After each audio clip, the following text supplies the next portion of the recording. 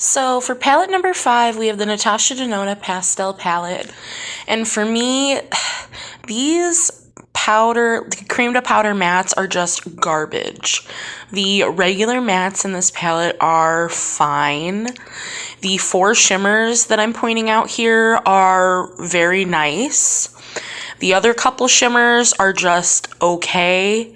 And then the last shimmer that I'm pointing out here is a duplicate in another palette I have. And then I didn't realize Mint Frost is also a duplicate, but this palette is just mediocre at best.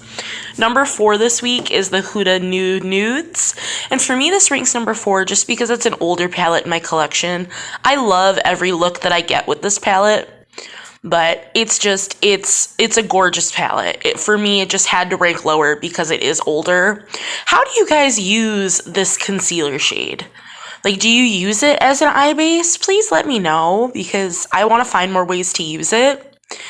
But yeah, I love this palette so much. That's needed to rank where it ranked this week. So that's where we're putting it. This is the Natasha Jubilee palette, and I used those 3 shades. And like I said, the yellow Jubilee and the blue shimmer Mint Frost are also in the pastel palette, but that navy blue Enigma shade is to die for. That taupey shade in the end is also a duplicate that I have in the mini retro. This was a BoxyCharm palette, so honestly, if it wasn't for this Enigma shade, I would not need this palette, but that navy blue is to die for.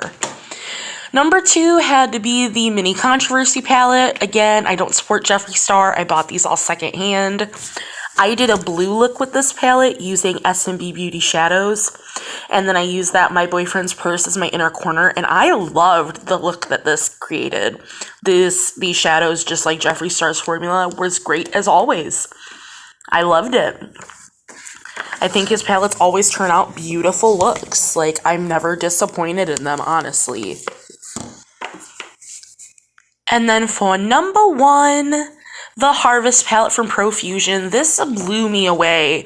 Like, I've always loved Profusion's formula, but their new formulas are just getting better and better. I did a sunflower orangey look, and like the shimmers in this palette are to die for. That Hibernate shade has like a black base with a copper shift, and the Marigold shade is a gold to green duochrome. This palette is just stunning, and I can't wait to do a green look with it next, because this one we're definitely doing another look with it. Where would you rank these palettes, guys? I would love to know your thoughts. As always, bye.